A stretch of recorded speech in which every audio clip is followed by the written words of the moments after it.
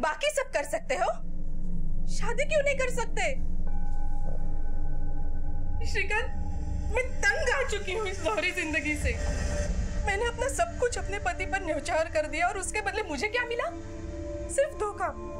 और मिला, हमारा रिश्ता प्यार का रिश्ता है, लेकिन इसमें शादी कहां से आ गई? अच्छा, तो तुम मेरा इस्तेमाल कर रहे थे। अब मैं तुम्हारे पत्नी को बताऊंगी, पूरे समाज को बताऊंगी तुम कितने घटिया इंसान हो। तुमने मुझ पे हाथ उठाया श्रीकांत, अब मैं तुम्हें नहीं छोड़ूंगी। अब तो तुम गए, अब देखना मैं क्या करती हूँ।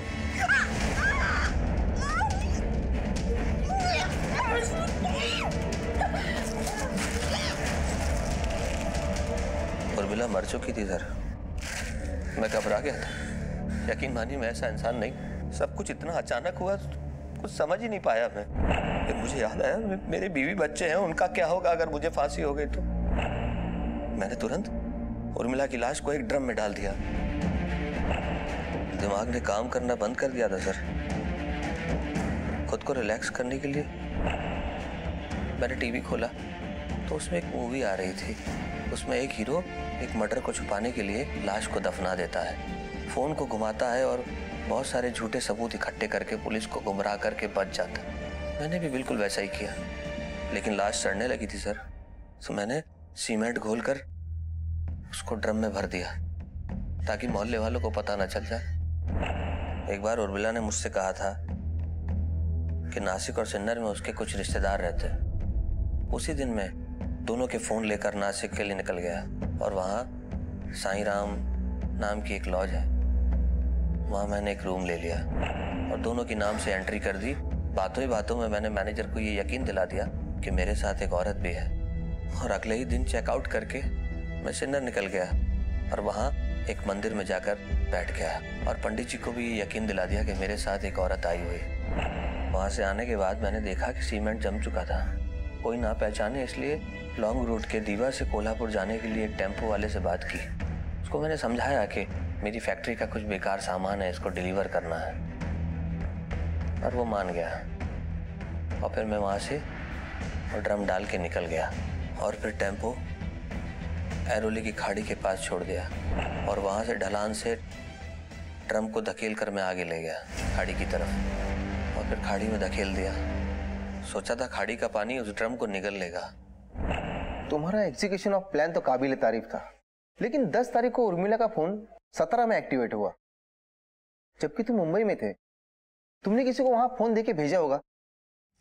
नहीं सर, मैं खुद सतारा गया था और अपना फोन यहाँ अपने एक दोस्त को देकर गया था। नीलेश यार तू मेरा फोन रख, देख मैं 1-2 दिन के लिए बाहर जा रहा हूँ, लोग क्या है ना बहुत डिस्टर्ब करते हैं, इस फोन को बस तू ऑन रखना। मैंने ही सतारा में उर्मिला का फोन ऑन किया था और फिर वापस आकर अपने दोस्त से अपना फोन ले लिया। श्रीकांत, तुमने प्लान तो फुल प्रूफ बनाया था, लेकिन एक गलती कर दी, सारी सच्चाई पुलिस को बता दी।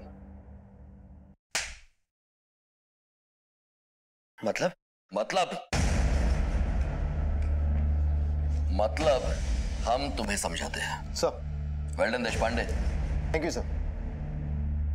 Good job Nikam. Thank you sir. अगर तुम फिल्मी प्लॉट सोच सकते हो तो पुलिस भी सोच सकती। अगला प्लॉट जेल में सोचना है। चोर पर मोर कहावत को सच करते हुए आखिर पुलिस ने इस केस को हल कर ही लिया। अगर हम अपने जीवन को सुखी बनाना चाहते हैं तो हमें अपने स्वभाव में बदलाव लाने की जरूरत है।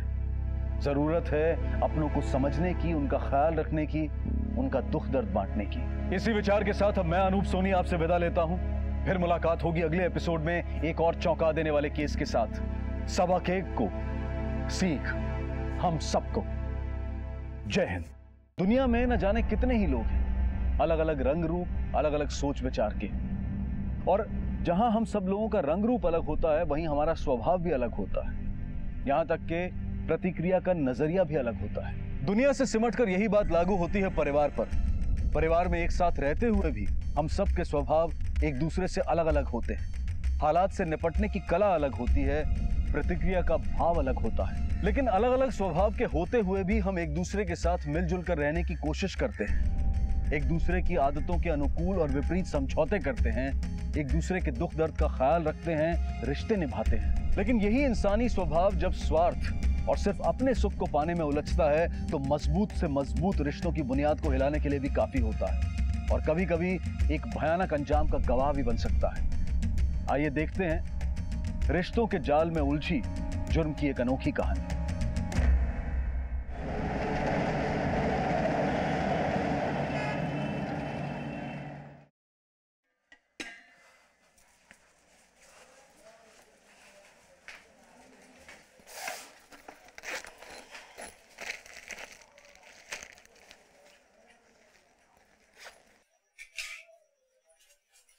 ये फालतू का काम छोड़, कोई ढंग का काम ढूंढ ले। एक गोष्ट जागेवर सापडत नाही या घरात। 500 रुपए रखे थे, कहां गए? उर्मिला, वो 500 रुपए मैंने लिए हैं। आज नए काम के लिए इंटरव्यू देने जाना है चिंच पोकली। और वैसे भी तू तो सीधे फैक्ट्री जाएगी, ट्रेन का पास भी है तेरे पास, तो तुझे पैसों की क्या जरूरत है? शाम को थोड़ा ओवर टाइम कर लेना, मिल जाएंगे पैसे। आई, आज टिफिन नहीं ले जाओगी? नको, उशीर झालाय। न जाने कब तक इस चक्की में पीसना लिखा है नसीब में। तंग आ चुकी हूं इस भागदौड़ से। भगवान ही जाने तेरे बाबा को नौकरी कब मिलेगी। अच्छा आई, मेरे मोबाइल का बैलेंस खत्म हो गया है, जाते वक्त रिचार्ज कराती जाना। तुम बोलोगी तो वो उधारी में कर देगा। ओके?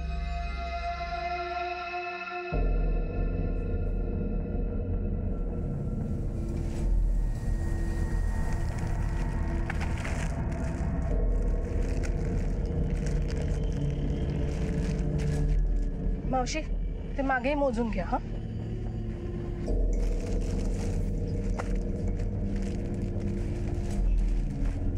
उर्मिला, जरा उधर आओ।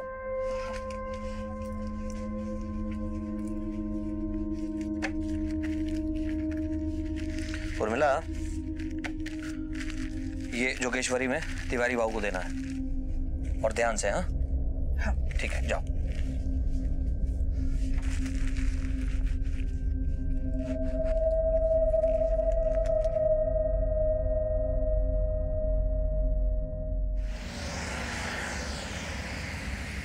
हाँ सुनील, हाँ गाने एकदम मस्त है।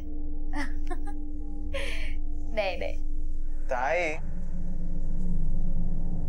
ताई सुनना। एक मिनट सुनील, एक मिनट। कुछ पैसे तो देना यार, बहुत भूख लग रही है, जाके वड़ा पाव लेके आता हूँ मैं। भूख तो मुझे भी लगी है। आई को आने देना, वो आके बनाएगी। देख आई आ गई। आई, इतनी देर कहाँ लगा दी? सबको भूख लगी है। क्यों? तू नहीं खाना बना सकती? जब देखो तब फोन फोन फोन। हाँ सुनिए,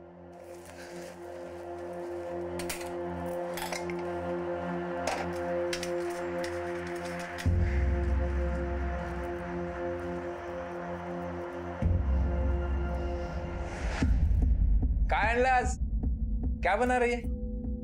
चिकन?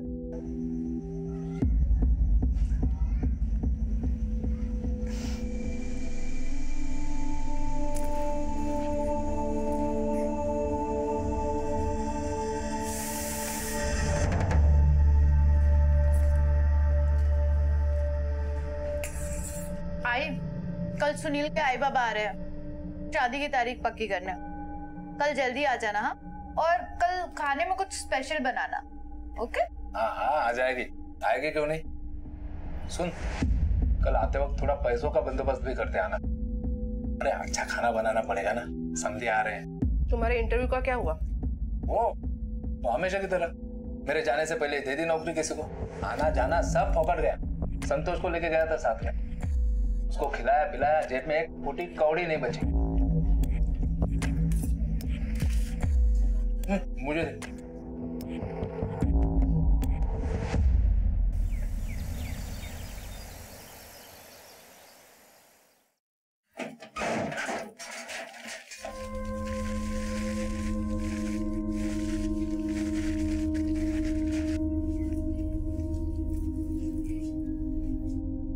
देवा, याद है ना शाम को जल्दी आना है, सुनील के आई बाबा आ रहे हैं, रिश्ते की बात करनी है, जल्दी आ जाना। हाँ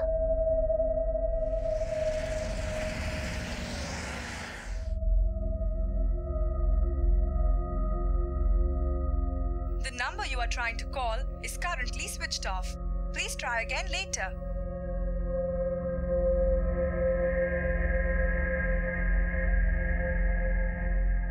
बाबा देखो ना, आई अभी तक नहीं आई, पता नहीं कहाँ रह गई। नहीं आई तो आ जाएगी, उसमें क्या है। फोन भी बंद आ रहा है उसका, अब वो लोग आ जाएंगे तो। तू एक काम कर, तू सुनील को फोन करके बोल दे आज के दिन मत आना, ठीक है? अरे ऐसे कैसे मना कर दूं? वो लोग निकल गए होंगे घर से। आप एक काम करो ना, स्टेशन तक देख कर आओ ना। पागल होगी? अगर तेरी आई स्टेशन तक आएगी तो यहाँ तक भी आएगी ना। गौतम का है, उसको भेज दे। गौतम कहाँ सुनता है मेरी, घूम रहा हूँ अपने दोस्तों के साथ। पवार आहेत का? हाँ या ना। नमस्कार, बसा बसा। कशा आहे? ये बस।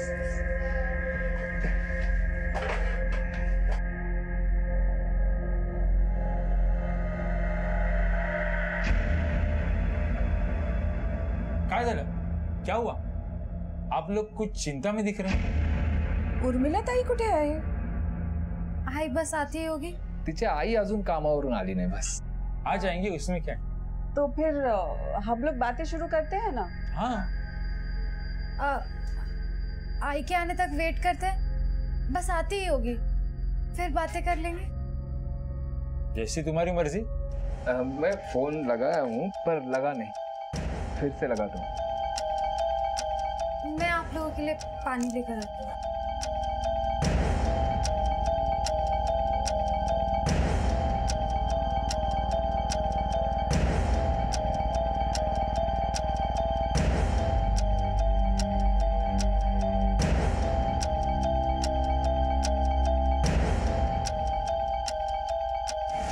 अब और इंतजार नहीं होता, उर्मी आएगी ना तो भेज देना उसको, बाकी बातें हम बाद में देखेंगे। चलो चल रे सुनील, नुगुया आपण। मुझे नहीं लगता जब तक आपकी पत्नी आती हम कोई फैसला कर सकेंगे, क्योंकि सब फैसला आपके पत्नी के हाथ में है ना। खामा-खामी बुला लिया, चला रे। सुनील तो रुक, मैं देखता हूँ। बाबा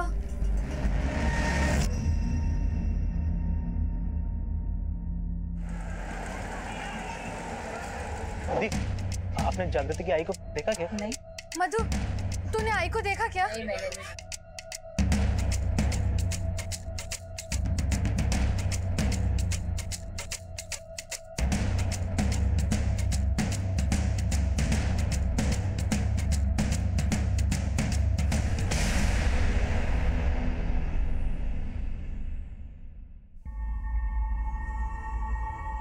आई का यहाँ पर कुछ पता नहीं चल रहा है और तू यहाँ आराम से लेटा है।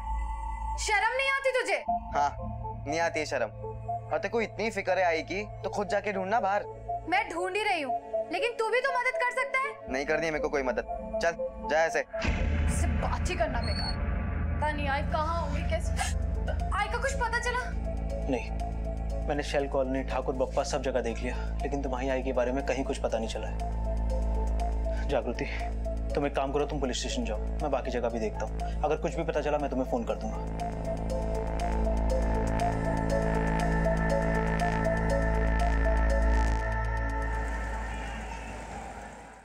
मेरी आई कल से घर नहीं लौटी सब। त्यांचं नाव आणि वय? उर्मिला सुभाष पवार, उम्र 45 साल। कहाँ से घर से? नहीं सर, काम के लिए निकल चुकी थी आई। आई कल रात से घर नहीं आई साहब, हमने सुबह तक इंतजार किया और अभी आपके पास कंप्लेन कराने आए हैं। कहाँ काम करती है?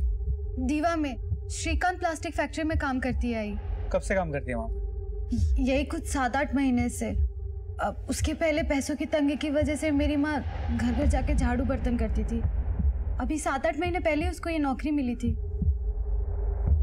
घर से कब निकली थी काम के लिए? कल सुबह 9-9:15 बजे। हमने फैक्ट्री में भी फोन किया, वो वहाँ भी नहीं पहुंची। हमने सब जगह ढूंढ लिया सर, वो कहीं नहीं मिल रही। देखो, तुम्हारी आई कोई बच्ची तो है नहीं, एक समझदार औरत है। हो सकता है कि किसी रिश्तेदार के घर गई। या फिर फैक्ट्री में ही रुक गई हो। एक बार फिर से फोन करके देख लो। फोन किया था सर, लेकिन उसका फोन भी बंद है। तुम्हारे पिताजी नहीं है, वो क्या करते हैं? बाबा काम की तलाश में है, अभी शिरडी गए हैं। घर में छोटा भाई है गौतम, उसने पढ़ाई छोड़ दी है, छोटे मोटे काम करता है। मेरी पढ़ाई पूरी हो गई है, एंगेजमेंट भी हो गई है, शादी होने वाली है मेरी। घर में कोई प्रॉब्लम्स, किसी से कोई दुश्मनी? नहीं सर, कोई दुश्मनी नहीं है। मेरी आई बहुत मेहनती है सर, बहुत अच्छी है। पैसों के लिए वो कभी कभी ओवर टाइम भी करती है। प्लीज सर, मेरी आई को ढूंढ दो प्लीज सर। ठीक है, इनकी डिटेल्स लिखवा दो, हम कार्रवाई शुरू करते हैं। अगर तुम्हें कोई इन्फॉर्मेशन मिले तो हमें भी बता देना। हो सर। इनके साथ जाइए। Thank you sir.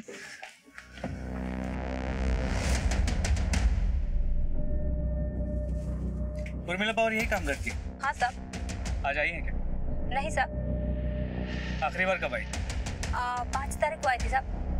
फैक्ट्री के मालिक हैं, उन्हें बुलाइए। मालिक आज फैक्ट्री नहीं आए, वो काम से बाहर गए। ठीक है, जैसे वो वापस आते उन्हें हमसे बात करने को बोलिए।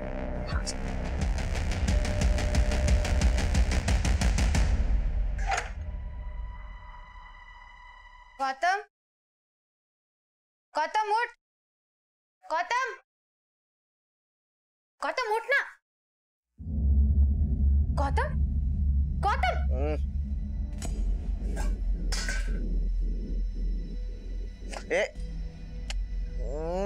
गौतम तू शराब पी के है, घर में आई नहीं है, बाबा का भी कोई पता नहीं है, और तू दारू पी कर लेटा है। शर्म नहीं आई तुझे? हाँ किट है रे तेरा। हाँ आई नहीं है ना, चल तू भी जा। मेरा आई बाबा से कोई नाता नहीं है, नफरत करता हूँ दोनों से मैं। चल। गौतम तू। सर तुम्हारी माँ की फैक्ट्री है, तुम्हारी माँ 5 तारीख के बाद काम पे नहीं गई। कोई अंदाजा है कहाँ जा सकती? मुझे कैसे पता होगा सर, घर पे बोल के तो वो फैक्ट्री जाती थी। ये कौन है? मेरा भाई है गौतम, आई को ढूंढ ढूंढ के थक गया है इसलिए सो रहा है। मैं नहीं गया था ढूंढने आई को, छोटी बच्ची है क्या, गई होगी खुद से हम लोग को छोड़ के कहीं पे। वैसे तुम्हारे पिताजी कहाँ हैं? शिरडी से लौटे या नहीं? अभी तक नहीं आए, उनका फोन भी बंद आ रहा है। वो गए कब थे शिरडी? बाबा कल ही गए थे शिरडी। कल? कल ही तुम्हारी माँ गायब हुई और पिताजी शिरडी चले गए। ठीक है, ये पति और पत्नी दोनों गायब हैं। हो सकता है कि दोनों मिलके कोई खेल खेल रहे हैं। कि सुभाष पवार के मोबाइल की लोकेशन ट्रेस करो और एक कांस्टेबल को घर पे नजर रखने को बोलो, और इनमें से कोई भी घर पे आता है तो हमें इन्फॉर्म करने को बोलो। हो साहब। गुमशुदगी की एक सामान्य शिकायत पुलिस के पास आई थी, लेकिन जैसे जैसे तहकीकात आगे बढ़ रही थी कई सवाल खड़े हो रहे थे। एक सीधे साधे परिवार में पनपती उथल पुथल दिखाई दे रही थी। पुलिस के लिए महज गुमशुदगी से शुरू हुआ यह केस आगे चलकर कई सनसनीखेज मोड़ लेने वाला था। जमीर को झकझोर देने वाले कई सवाल खड़े करने वाला था।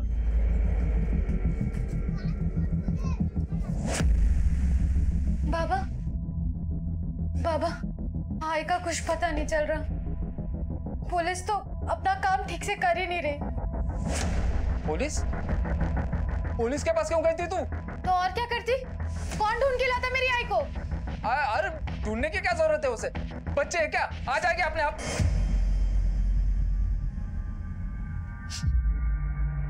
दारू पे क्या है तू? अरे हाँ पिया है मैं दारू, तुम पी सकते हो, मैं नहीं पी सकता क्या? उल्टा मुझे तो जरूरत है इस चीज की। अभी तेरी जरूरत पूरी करता हूँ। अरे बाबा, दारू, बाबा छोड़ दो, दारू बाबा छोड़ दो। जुबान लंबी हो गई है तेरी। सुभाष पवार, चला। मुझे क्यों पकड़ रहे साहब? चलो, ले चले इसे। बाबा को कहाँ लेके जा रहे हो? बाबा, ये सब क्या है? हाँ, मेरी आई को ढूंढने के बजाय आप लोग मेरे बाबा को यहाँ उठा कर ले आए। दामा साहिब आ रहे हैं। मैं कुछ नहीं सुनूंगी, मैं अपने बाबा को यहाँ से लेके जा रही हूँ। चलो बाबा यहाँ से। क्या लगा रखा है? हम हमारा काम ही कर रहे हैं। चांद्री, तुम्हारी बेटी कह रही थी तुम शिरडी गए थे। बाबा अभी शिरडी गए हैं। गिनो तो ना साहब, गया था मैं शिरडी। बस से गए थे ट्रेन से? सर आप ये सब मेरे बाबा से क्यों पूछ रहे हैं? क्योंकि झूठ बोल रहा है तुम्हारा बाप। ये शिरडी विरडी कहीं नहीं गया था, सच बोल रहा हूँ ना मैं। हो सर, मैं नहीं गया था शिरडी। महीने में एक आध बार थोड़ी दारू पी लेता हूँ मैं। घर पर पता ना चले इसलिए शिरडी का नाम लेके घर से निकलता हूँ। सर मुझे आपको कुछ बताना है। आई का एसएमएस आया मुझे थोड़ी देर पहले। लिखा है वो नासिक में है और खुश है। फिर दिक्कत क्या है? सर आप समझ नहीं रहे, आई कभी मैसेज नहीं करती है और उस मैसेज के आने के बाद ही उसका फोन बंद है। उसका अचानक से गायब हो जाना और कोई जवाब ना देना, सर मुझे लगता है कुछ तो गड़बड़ है। मेरी आई ठीक तो होगी ना सर? सर प्लीज मेरी आई को ढूंढ दीजिए। सर मोहल्ले वालों से पता चला है कि उर्मिला का पति सुभाष निकम्मा है। बेटा गौतम काफी एग्रेसिव है, आवारा लड़कों के साथ उसका उठना बैठना है, पढ़ाई छोड़ दी और नौकरी की तलाश में। बेटी जागृति की शादी की बातें चल रही है। सर इसके अलावा फैक्ट्री का मालिक श्रीकांत भी गायब है। श्रीकांत और उर्मिला के कॉल रिकॉर्ड्स के मुताबिक 7 और 8 नवंबर को दोनों नासिक और सिन्नर में थे। फिर 8 नवंबर को उर्मिला का फोन स्विच ऑफ होने से पहले उसने आखिरी मैसेज जागृति को किया। चलो फैक्ट्री चलते हैं। सर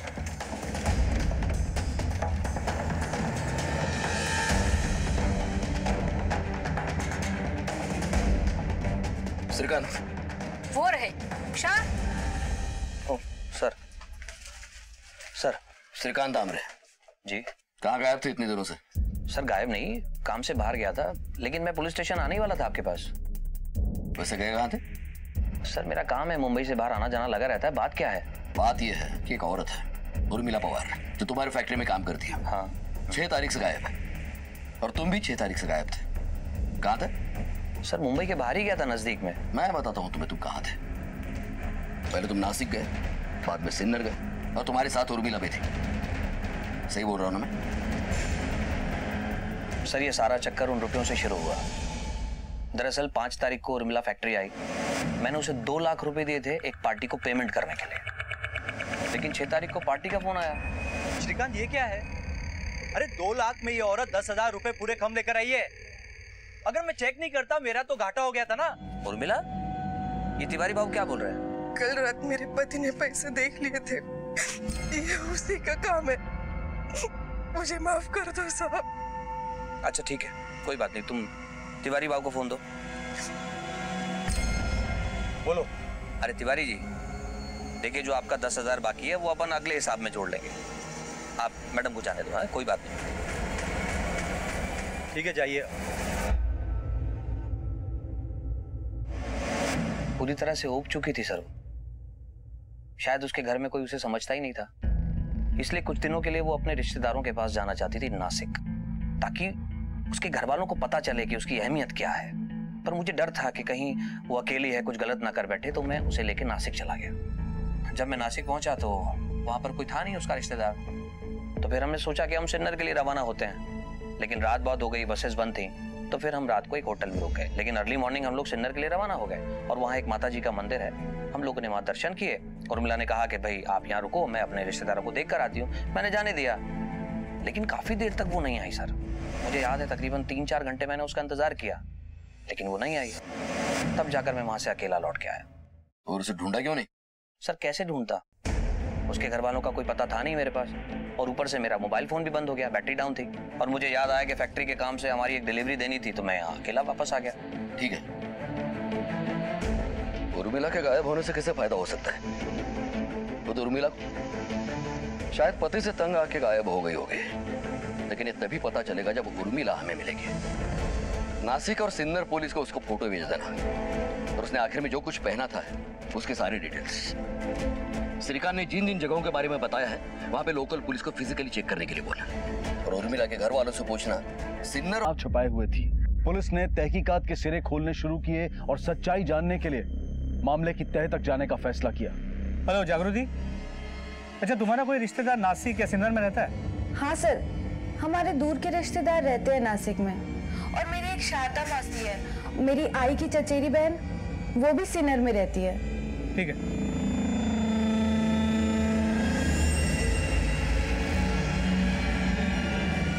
हाँ साहब आया था साहब, उसके साथ एक औरत भी थी साहब। पक्का यही आदमी था? हाँ साहब यही था। ये आदमी आया था यहाँ पर? हाँ साहब, इसके साथ में एक स्त्री भी थी, और इस आदमी ने काफी देर तक उस स्त्री का इंतजार भी किया था।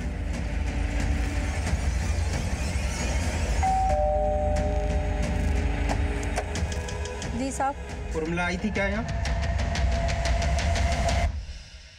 तुमने जो चोरी की थी उसी की वजह से तुम्हारे घर की ये हालत हुई है।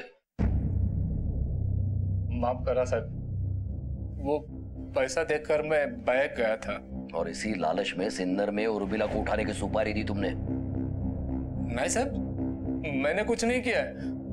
वो तो मेरा घर चलाती थी साहब, मैं भला क्यों उसको नुकसान पहुंचाऊंगा। हाँ, मेरे कारण उसे दुख जरूर बहुत हुए हैं और इसीलिए वो मुझे छोड़ के चली गई साहब।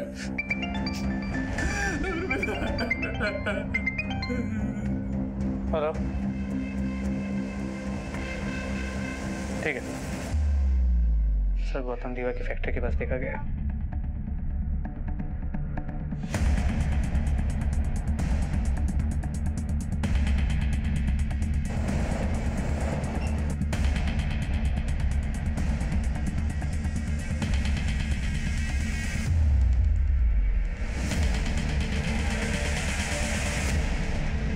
चल बेटा चल, थाने चल। पर मैंने कुछ भी नहीं किया सर, प्लीज सर, मैंने सच्ची कुछ भी नहीं किया सर। सर सच्ची मैंने कुछ भी नहीं किया।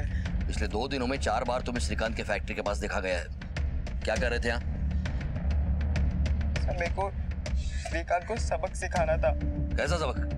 सर वो श्रीकांत ने मेरी आई को पूरी तरीके से अपनी बातों में फंसा लिया था। कुछ दिन पहले मैं दीवा आया था कुछ काम से। मैंने सोचा था कि मैं आई से मिलता हुआ जाऊंगा, लेकिन जब मैं फैक्ट्री आया सर, तभी मुझे पता चला कि श्रीकांत आई को अपने साथ अपने घर लेकर गया था। तो मैं उसके घर पे गया सर। कुछ लोगों को जिंदगी से कुछ नहीं मिलता, मैं उन्हीं में से एक हूँ। ये कैसी बातें कर रही हो उर्मिला? मुझ पे विश्वास नहीं है तुमको? मैं हूं ना तुम्हारे साथ। अब ये सारी बातें भूल जाओ, आओ मेरे सीने से लग जाओ।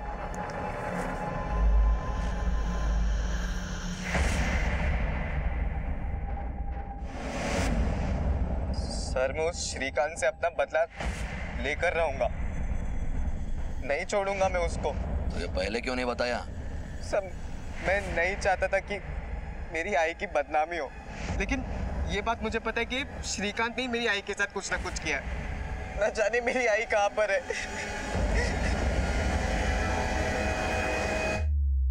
सर मैं पहले भी आपको बता चुका हूं, उर्मिला अपने पति और परिवार से परेशान थी सर, इसीलिए मैं उसको सहारा दिया करता था।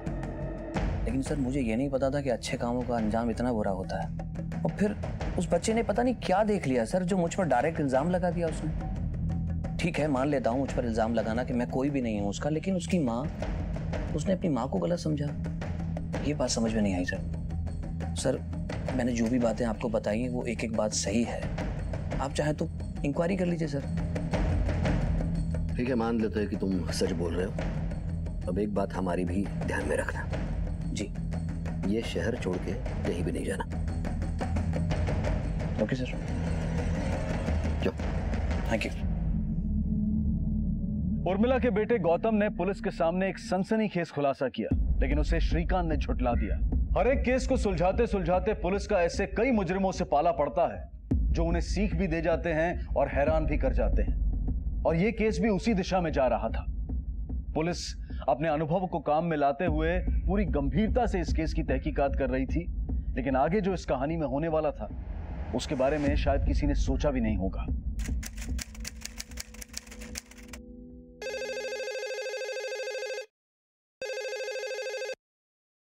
हेलो साहब, कलवा खाड़ी के पास कुछ अजीब सी चीज पड़ी है, गंदी बदबू मार रही है। ठीक है, अभी हम लोग आते हैं।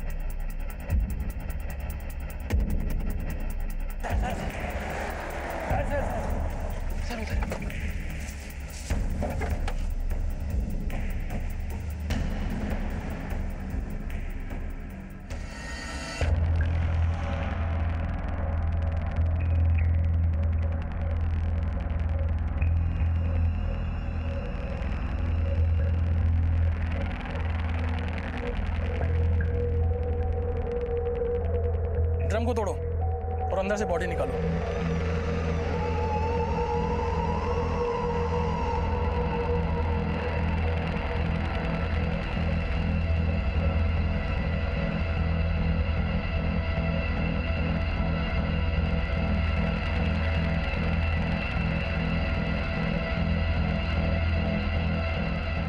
बॉडी को पोस्टमार्टम के लिए भेजो।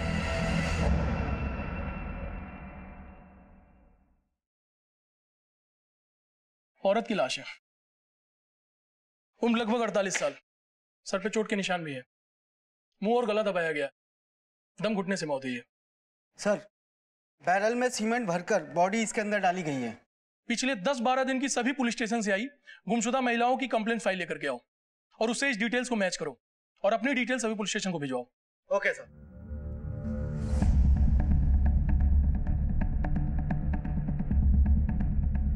सर, ऐरोली पुलिस को खाड़ी के पास एक लाश मिली जिसकी डिस्क्रिप्शन उर्मिला से मैच करती है। ऐरोली में? उर्मिला तो चेंबूर में रहती है और काम करती है दीवा में। ऐरोली इन दोनों के बीच में पड़ता है। अगर ये उर्मिला की ही लाश है तो खूनी भी आसपास ही होगा। तुम एक काम करो, तुम श्रीकांत और उर्मिला की फैमिली को पुलिस स्टेशन बुला लो बॉडी पहचानने के लिए। सर,